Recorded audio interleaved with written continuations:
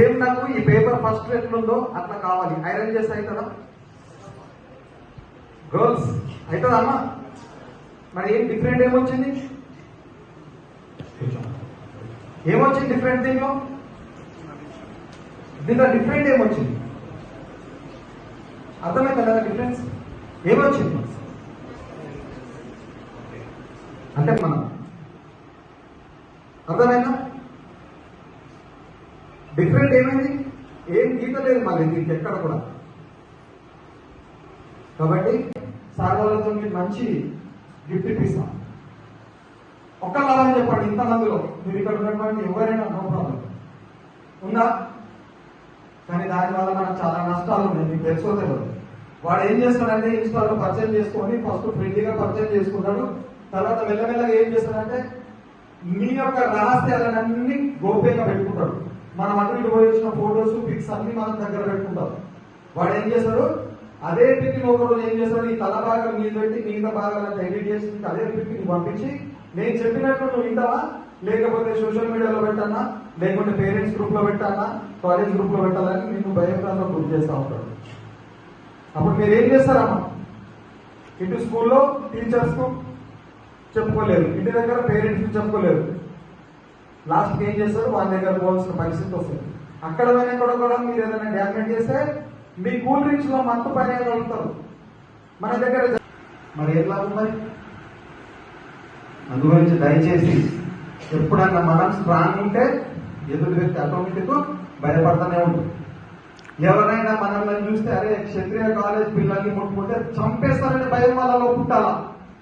ఉందామా ఈ రోజు నుంచి? గర్ల్స్ ఉందామా వద్దా? మాట రావట్లేదు. ఎందుకంటే మీరు అన్నది చెప్తారు సార్ మాకెందుకు, మా లైఫ్ మాకు, మా తల్లిదండ్రులు జస్ట్ చదివిస్తారు, తర్వాత అంతా మా లైఫే, అంతేనా? మరి ఎందుకు వాయిస్ రావట్లేదమ్మా? ఎప్పుడైతే మనం ముందు అడిగేస్తామో ఎదురు వ్యక్తి భయపడతానే ఉండదు. నువ్వు ఇంకా అడిగేస్తే నిన్ను పట్టుకోవడానికి చూస్తూ ఉంటాడు. అవునా కాదు?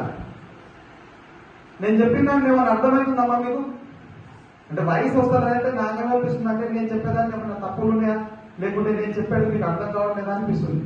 వాయిస్ రావాలి. మన లోపల నుంచి వాయిస్ వచ్చినప్పుడే మనకు ప్రశ్నకు సమాధానం అనేది దొరుకుతా ఉంటుంది. నేను చెప్పేదాన్ని మన మిస్టేక్ ఉందా? వాయిస్ మీకు అర్థమవుతుందా? సార్ వాళ్ళ ఏ కంపెనీ సీఈఓ అనగా మీకు మాత్రం పోలీస్ స్టేషన్, మీ లోకల్ పోలీస్ స్టేషన్ లో క్లియరెన్స్ సర్టిఫికేట్ అనేది ఖచ్చితంగా అవసరం. అందుకనే డిసిప్లిన్ ఉండి బయట ఎక్కడ కూడా మీరు హవార పనులు చేయడానికి మేము ఇక్కడికి వచ్చి ఎంకరేజ్ చేయడం జరుగుతుంది. మీ లైఫ్ అంతా స్పాయిల్ చేస్తుంది. క్షణిక ఆలోచన మీరు చేసే ఎప్పుడైనా మీరు బయట ఫ్రెండ్స్ బర్త్డే పార్టీలు కానీ మీరు తాగి బండి డ్రైవింగ్ చేసినా, బయట తెలిసి తెల్ల గొడవ పడ్డా, వన్స్ ఒకసారి కేసు రిజిస్టర్ అయిందంటే మీ కెరియర్ అంతా కొలాప్స్. అది జరిగితే తెలుసు, అనుభవిస్తే తెలుస్తుంది. వాచ్మెన్ ఏదైనా కంపెనీలో అటెండర్ కావాలన్నా వాళ్ళ క్యారెక్టర్ ఏంద్రా బాబు, పోలీస్ స్టేషన్ సర్టిఫికేట్ తీసుకురావాళ్ళు అటెండర్ ఉండాలని. ఈ రోజుల్లో వాళ్ళ క్యారెక్టర్ ఏంటని అర్థం చేసుకోండి. లైఫ్ని మీరు ఇప్పుడు తెలియదు, దాన్ని ప్రాక్టికల్గా అనుభవించడం అడగండి. బయటికి పోయాక మీ సీనియర్స్ అడగండి. ఒక 2 years ఖాళీగా ఉంటే ఏంటి అసలు లైఫ్లో ఏం చేయాలనేది అప్పుడు తెలుస్తుంది. ఇప్పుడు మనకంతా ఏంటంటే time to time food, bed అన్నీ ఉంటాయి. వాళ్ళకి పేరెంట్స్ ఫీజులు కడుతుంటారు, అన్నీ చేస్తుంటారు. కెరియర్ అనేది బయటికి వెళ్ళాక తెలుస్తుంది ఏం చేయాలి. అరే మనం ఆ టైంలో ప్రిపేర్ కాలేదు, చేయలేదు, అప్పుడు తెలుస్తుంది.